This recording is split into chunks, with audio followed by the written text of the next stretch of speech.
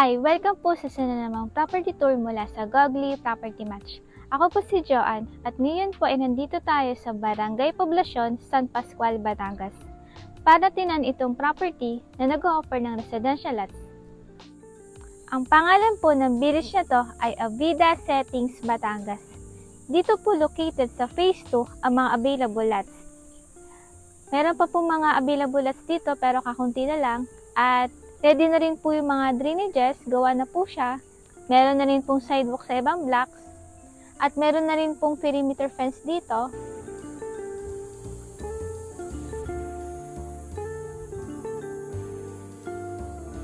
At ito pong phase 2 ay malapit po siya sa amenities. Ang amenities po ay doon po. Pupuntahan po natin yan mamaya. Ang advantage po kapag residential lots ay kayo na po yung mag-design at magpapatayo ng sarili pong bahay.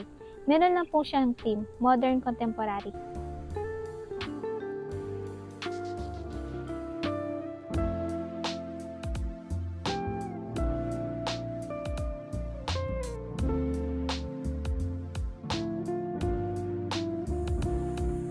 Sa phase 1 po ay meron na po siyang community. Meron na po mga nakatayong bahay, yun po siya. Madami na po siya. At meron na rin pong mga nakatira.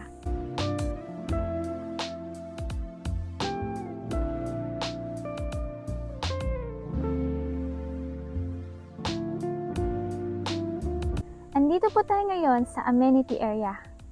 Meron pong kids playground, basketball court, swimming pool, clubhouse, parking area, at parks and open space.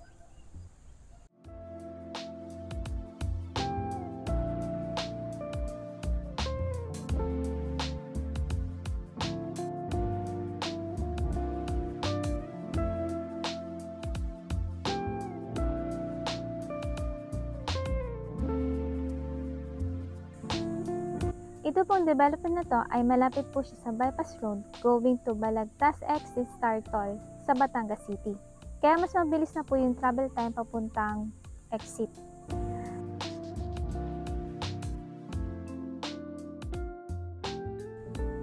Ang sukat po ng mga lote dito ay between 120 to 247 square meters.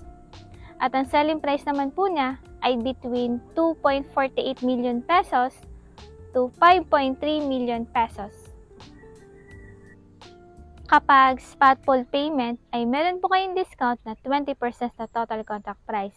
Kapag 10% spot down payment ay meron naman pong discount na 10%. Pwede pong deferred payment or yung balance po ay pwede siyang ipasok sa bank financing.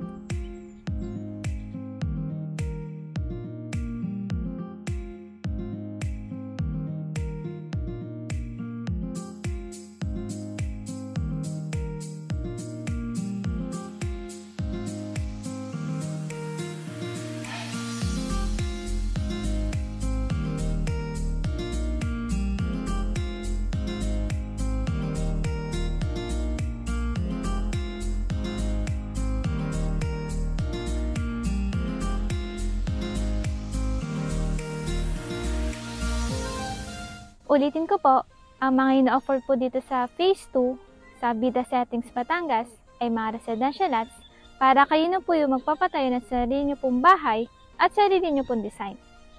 Kung may mga question po kayo about dito sa property na to at kung gusto niyo po ito makita, kontakin niyo na po ako sa number na nasa baba.